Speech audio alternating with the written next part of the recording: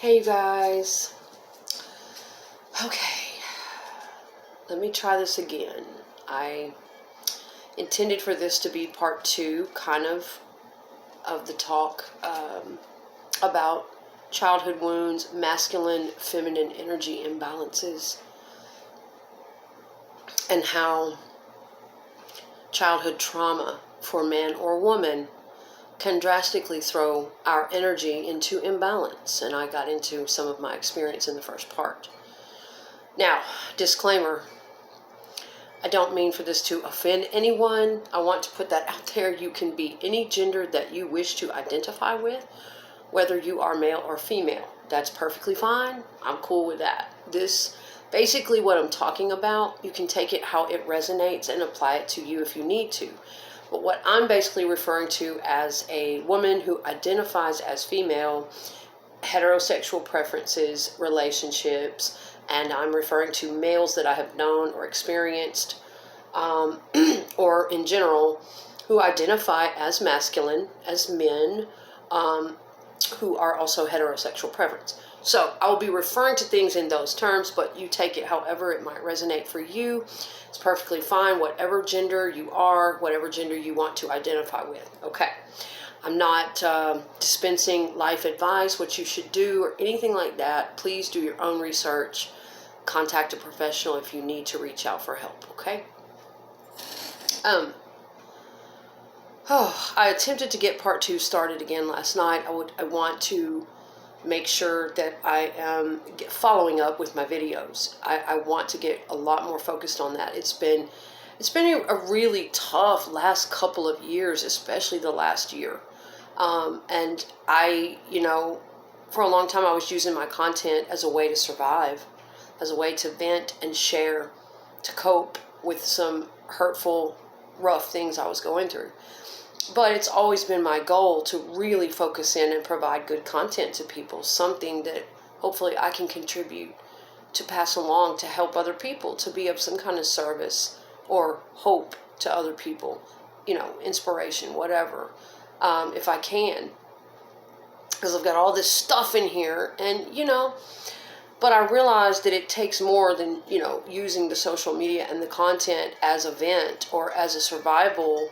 You really have to put a lot into it, and I really want to. It's just my personal life was absolutely falling apart. It seemed like every time I would, it's really hard to focus on content and creating. The whole world laughs at you. Your family laughs at you. Your people are like, what are you doing? You're stupid if you can't make a living and you don't have a place to live. You have to focus on work. You have to focus on your stability first and foremost. And I was in a very, very toxic relationship situation with a very sick and addicted person who needed so much help, and it was really dragging my life off the rails. And so my content was very sporadic. It was very hard. Every time I would get focused on really, it's hard enough for a person to keep up with their own job, their own responsibility of self. My children are grown. Just keep up with your little unit and try to be a creative human being and create content and do thoughtful things like that. That's enough. That requires time and energy, that you're going to give up a social life. You're not going to go out and party after work. You're not going to stay up all night shooting the breeze. You really have to get serious, and you don't have time to waste, and a lot of people resent you for that. You will lose a lot of friends. You will lose a lot of relationships. You will see the true colors of your partner or the people who love you and encourage you and who does not.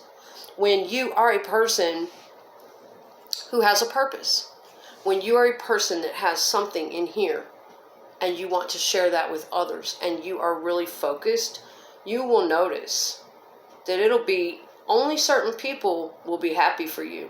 Only certain people will encourage that and respect the time you need to work on that. They will support you. They'll be there for you no matter how long you have to work. And it's very hurtful to find out that not everybody around you wants that. Not everybody around you is your true friend and supporter. Sometimes it's even family. Sometimes it's even your own mother. Sometimes it's even your own partner that you love dearly. They will not be encouraging to you. They will be envious, jealous. They will say horrible things to you while you're struggling and trying to work on your content. They will make fun of you. They will mock you. They will kick you when you're down. And I've had to experience this. They will leave you behind and abandon you and run off with other people because you had a goal, because you wanted to do something productive and good in life, and they just couldn't stand by you. They just couldn't believe in you. You couldn't be what they wanted you to be. That happened to me, and it broke my heart.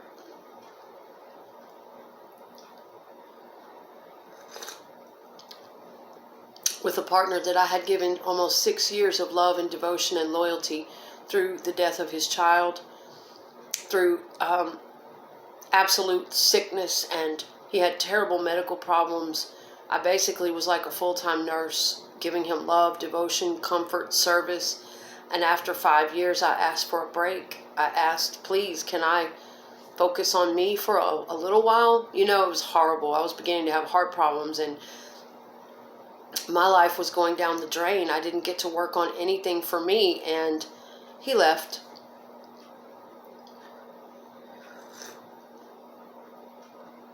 He didn't want to work on his drinking problem, and he didn't want to support me after all that time. And just, energetically support me. I'm a hard worker. I didn't ask him for much. He was be mad about that too, because I wouldn't ask him for much. I guess because that meant he couldn't control me by giving me stuff and making me dependent. I don't know. But I tried to be a good woman and a good partner to this person. And some people, it's just, Anyway, let's get into, I'm sorry, I've had a lot of sorrow to deal with in my life, a lot of grief. I've been going through an extreme amount of grief the last 8 or 9 months, especially in losing that partnership that it was just very toxic. But it hurts. It hurts to lose people that we truly love, especially to addiction. His addictions were always first. And he preferred to run off with people who could cater to those addictions and live that lifestyle. And so yeah, it's been hard to push through my grief and really get back to focusing on content. But I'm determined not to let that heartbreak beat me. I'm of a certain age, and I just feel like it's never too late to redeem yourself and get back up on that horse and be a beautiful sense of hope and inspiration to other people. Even if the people you love never saw that in you, never believed in you like you believed in them, you just have to push forward. But a lot of what happened in that last relationship is relevant to what I'm going to talk about in this video. A lot of our problem had to do with childhood trauma, unresolved childhood trauma. And for a man, this is not something that's easy. And a lot of men, you'll never know it. You will never know. A lot of them will not talk about it. They have never told anybody. They just feel like, okay, whatever, that's how I was raised. I was treated badly. I was cussed out. I was manipulated. I was violated, whatever, especially if it crosses those lines. A lot of men just carry it all their life. They don't tell anybody. They don't talk to anybody. And you may begin to suspect, like for me, it's hard. People get scared around me. I have to learn not to take it personally. People get really freaked out around me because I've had so much damn experience. I grew up in trauma. I had things inflicted on me. I had almost 30 years off and on of psychotherapy. I've studied a lot. I've worked on myself a lot. I've been married twice, divorced twice. I've dated quite a bit. I've had a lot of male friends. People have confided in me. I've worked with people on their life stories, their heart traumas. Hey! I've raised 2 sons. Have 4 brothers who also gave me tons of insight. Stop! Get over here! I have 5 siblings who are all addicted. We all have the addiction genetic. So I have some insight and experience into things. And a lot of times people will get with you, or you'll start dating someone, or someone will get close to you, And they don't like it that you have so much insight into human psyche and into, it's just one of those things. If you have been abused, it's that saying, it takes one to know one. Then there will be certain things you can detect on another human being. And people get really weirded out. And because of my childhood of trauma and running away and being a very young girl in the streets, a lot of times abused kids develop their psychic abilities way more than other people. Their sixth sense, their empathy, their ability to read energy and sense danger. Because you get that from living in abuse from the time you're a child and having to learn to predict your parents' moods, or, what do I need to do? What do I not need to do? What's going to get me beat down? What's not? You learn to get very, very tuned into energy and, yourself, what you're feeling like. And a lot of times also growing up in abuse, you also learn to split out of your body. You also learn to become very numb. I'm going to be doing a video segment on that as well. People who grow up in trauma, people often ask the question, why is it that a narcissistic abuser, or a high-level, high-ranking narcissist, we all have some narcissism, but you get it. Why is it they can believe their own lie? Why is it they can make up a totally new narrative that didn't even happen and believe it, feel it? How do they do that? I'm going to make a video segment on that too, and where that comes from. 90% of that comes from childhood trauma, and the way we have to live in our head, the way we have to create some whole other fantasy. We live in fantasy. We dream about that we have another family and another life, and we're always living in our head, and we have to split out of our body because of what's being inflicted on it. And yeah, I'll tell you guys exactly where a lot of that comes from and how they can do it, coming up in a video pretty soon. I think people will find it very insightful and very interesting.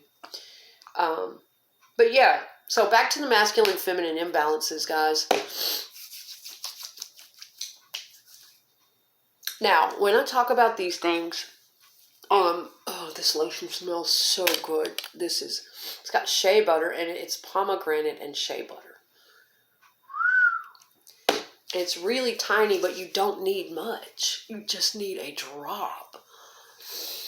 Oh, Lord, I'm just praying to God I can be good up out of this grieving energy and this heartbreak and hurt. And a lot of times, you guys have seen my videos, it did come on strong. It did come out as anger. I used that to survive the pain I was in. And a lot of people took it wrong. A lot of people were offended, or, looked at my videos and said, well, who is this? Who she thinks she, a lot of people would have never imagined how much heartbreak and pain I was really going through when I was coming across really tough and really angry. But that's what happens. Okay? That goes right along with the masculine feminine energy imbalance. All right. So, when I was going through that toxic relationship, my feminine energy once again got very imbalanced. I'm going to get into that, okay? But that's what happens when I identify as female. And again, let me remind you guys, it's okay if you don't. Whatever gender you want to identify with is fine. I identify as feminine, female, and I personally enjoy that. I want to settle into that. I want to feel comfortable with that. Continue growing in that. I don't necessarily always want to have to walk around being, I'm calling the shots. Move out of my way. I'm coming through. But I always have, whether I had trauma in my life or not, I have always been a very strong woman. Now, that's one thing that I am. I had a very big, overbearing father, and I got a lot of that energy from him, from being raised by him. It is what it is. I don't know if I have more testosterone than estrogen. I don't know if that's actually truly imbalanced there.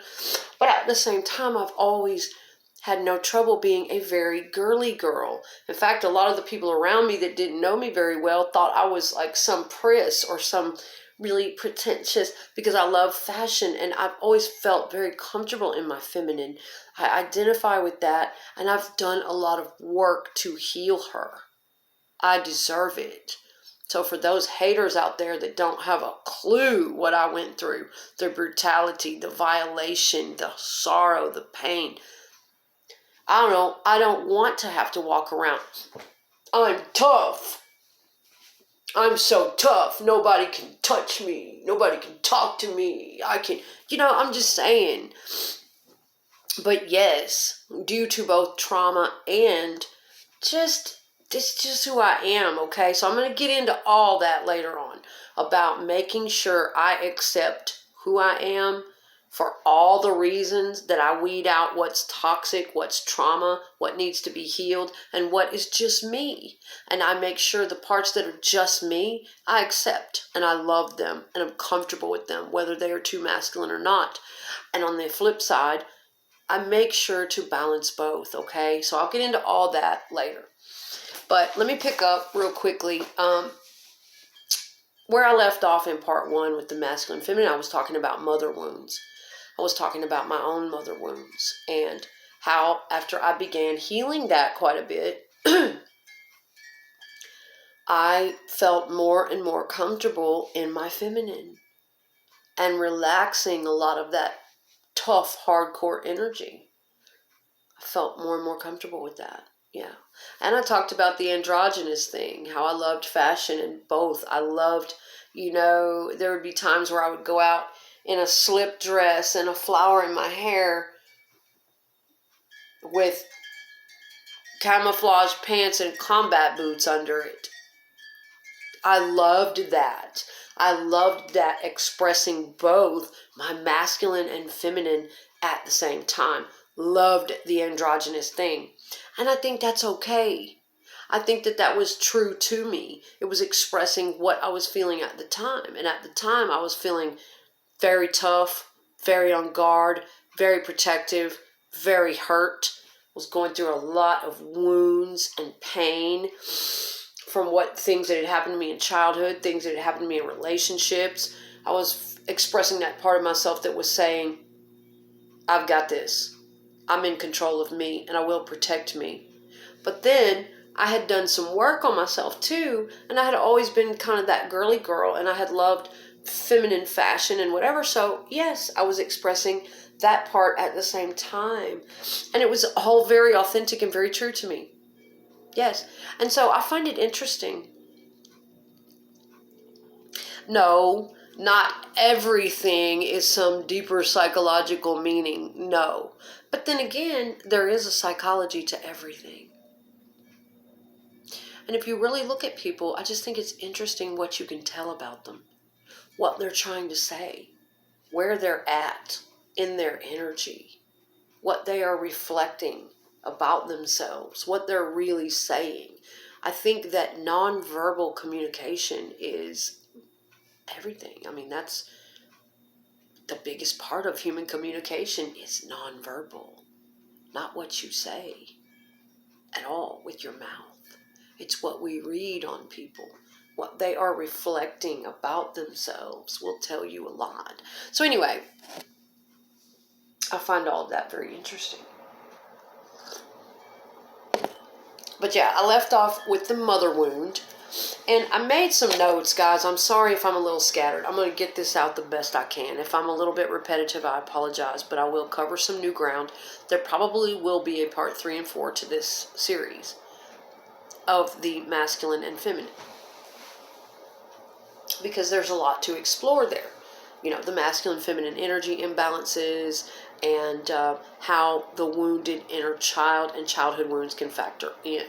I don't think I have my pen. Oh, poked myself in the damn eye. I have a lot to get to on this channel. I know. I have a lot to catch up on, guys, and I fully intend to. I really do hope to make something more of this channel one day. It's one of my goals.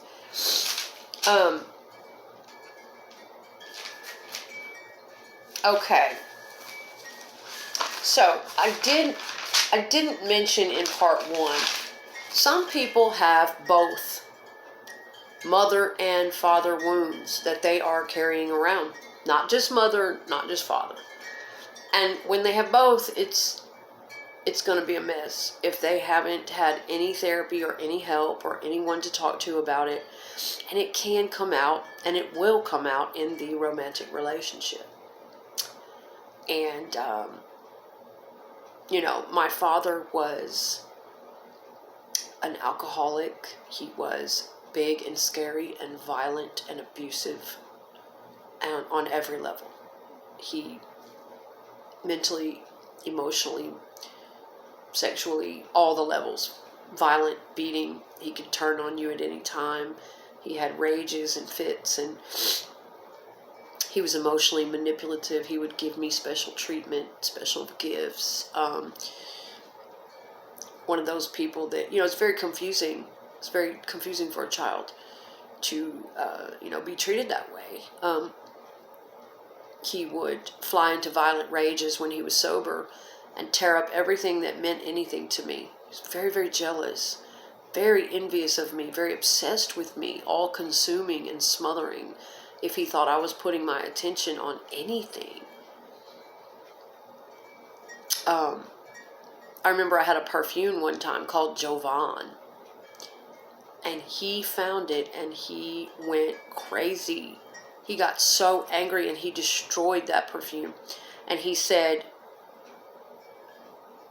something to do with Bon Jovi, that it sounded like Bon Jovi, and he knew that I liked Bon Jovi. Yeah, that is how deeply, pathologically envious a narcissist can become over their targeted victim. And that was me for my father. Now, this can happen in romantic relationships too. And they're ashamed of it. They know that it's not rational. They know that it would be embarrassing if people knew. But they have this. And I don't really hope to bash people like this. I really hope the time will come that help can arrive for them. I know that there's no cure for narcissistic personality disorder. And psychotherapy doesn't generally work for the full-blown personality disorder. Now, if you're just high on the narcissistic spectrum due to trauma, you can turn that around. But generally, narcissists can't heal because they can't self-reflect. They refuse to look at themselves. It's a whole story. But yes, my father was like that. Classic example of a narcissistic abuser. And my partner also had some of those all-consuming. 40 years later, my last relationship brought my childhood full circle. As a covert narcissist, he also had some all-consuming, envious, wanting to completely take full control of a human being, their mind, their body, their soul, their breath, everything. And he would become extremely envious of the weirdest things that nobody would ever be envious of you spending time on. It's a whole thing. It has to do with their own trauma and their own fears. And yes, and they are so ashamed of it that they can't get any help. That's the problem with a lot of high-level narcissists, is shame. They are so ashamed that they can't get any help. They can't heal. They're their own self-fulfilling prophecy. You're like, give me your fucking hand. Come on, I know the way. I'll help you get out. We can see it and they can't. And that's a lot of times like mental illness. But most of us can go, all right, I did this embarrassing, stupid shit. I used to be this way. I've got this glitch in my brain that makes me do weird shit to people. But I went to therapy and I talked about it and I'm starting to realize it and I'm going to put a stop to it. Yeah, it's embarrassing. I can't believe, but hey, it is what it is. I'm getting help. They can't fucking do that. They can't take one for the team and face that shame like we can. The only way out is through. That's the only way it's ever going to happen. They can't. Most of them cannot. But yeah, my dad was, and then I'm going to clip this in a couple of minutes. I don't want it to get too long. I want it to be able to upload. My father was, yes, the classic example of an all-consuming, smothering narcissist. He was obsessed. Little things like that. He was jealous of my possessions, my hobbies, anything that I loved. I had to wear my hair a certain way, clothes a certain way, strict control. I would sneak clothes to school and, change my little personality. That is how I became so fierce about wanting to have an identity. That is how I became so adamant and determined to express myself and have a personality. It's because that was taken from me as a child, and it was controlled and smothered and consumed. But yeah, so that was my dad. He would fly into those rages when he would sober up and destroy everything meaningful to me, my music, my cassette tapes, my writing, whatever it was that I loved, posters on the wall, tell me all that was stupid and evil, and but then when he would get drunk, it'd be a different story. Oh, this is great music, and he would let loose and let me have a personality. So it was always that whole back and forth crazy stuff. But I will say this at the same time, just speaking about masculine, feminine energies and imbalances, but how we all have both, and how, it's good to be balanced in the gender we identify with and want to be, but also be able to tap into our opposite energy and relate to it. It's good to have them balanced. And when they get imbalanced, severely and extremely imbalanced, it can cause problems in our romantic relationships and in our lives. And it will be reflected sometimes in our clothing, in our attitudes. Yes. But my father, on another note, he was also a mother to me. I know that sounds weird. My father, although big and scary and mean and tough and violent and abusive and manipulative and doing all of these shitty, crappy things to me, very betraying things, my father was also nurturing, loving. He spoke to us like he loved us. He said loving things to us. He reassured. I don't know. Now, some of my younger brothers, no, he did not. He mentally tormented them more and picked on them. It was a weird thing. But for me and my older brother, see, there's this weird thing there.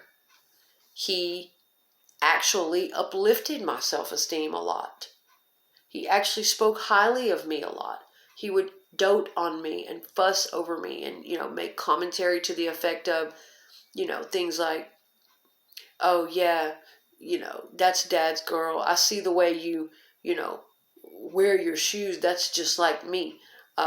Yeah, that's my girl. You've got that talent. You've got, he would say reassuring things like that to me. And as a kid, the more you hear shit like that, the more special you feel. The more sure of yourself you kind of feel. Well, for a narcissist, if you analyze what he was actually doing, a narcissist views their children as simply an extension of themselves, not a separate human being that's going to grow into their own identity and their own ways and their own separate personality. No, the narcissistic parent just sees you as them. That's a little me. Yeah. That's why I love you, because you're me.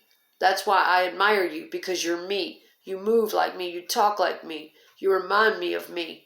But when you start moving like you, and when you start coming into your own creation and your own ideas and your own personality and your own, oh, fuck that. No, you're not, they can't handle that.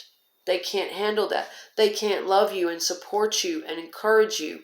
That's wonderful. They don't have the emotional maturity to support your identity like that, your growth like that. So just something to keep in mind. But he did talk to me like that. On the other hand, it was reinforcing to me at the same time. Hey, it was what it was. Whether he was looking at me like just another extension of him or not, it was still building my self-esteem.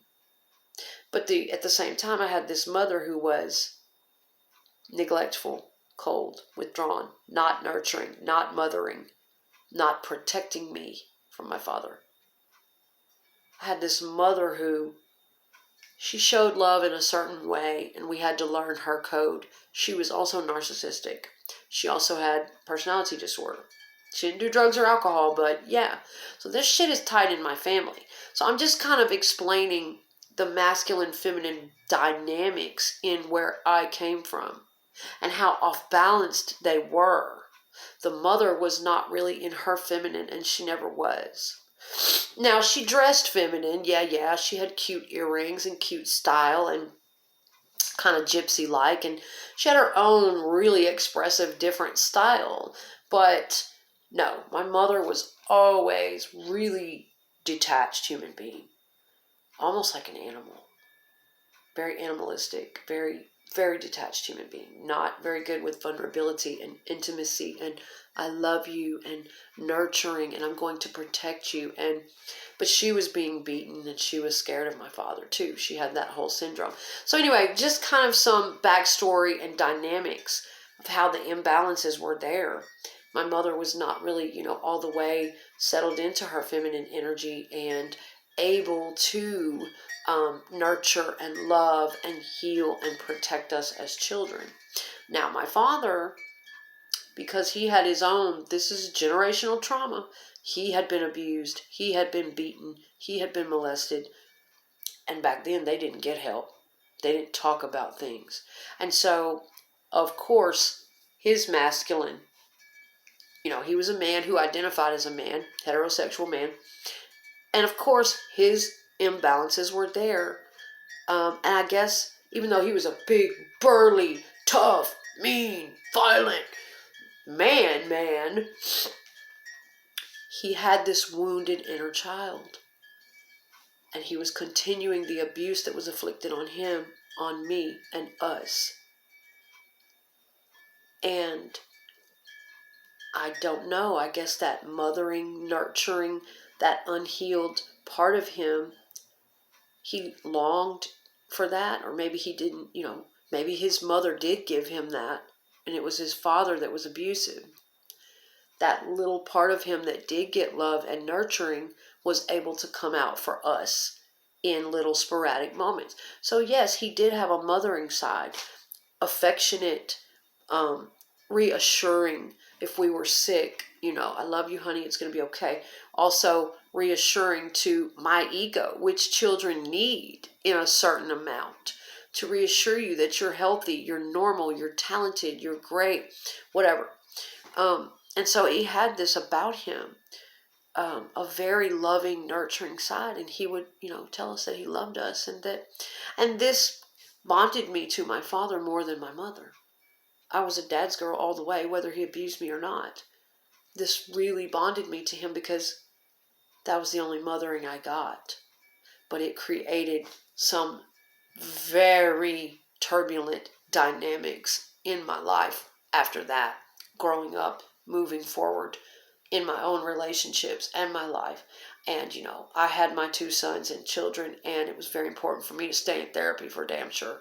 Well, listen, guys, this video, I'm going to clip it before it gets too long, and I'm going to come back in part 3, and I've got a bunch for you guys. We're going to tear this stuff down, okay? Thanks for watching.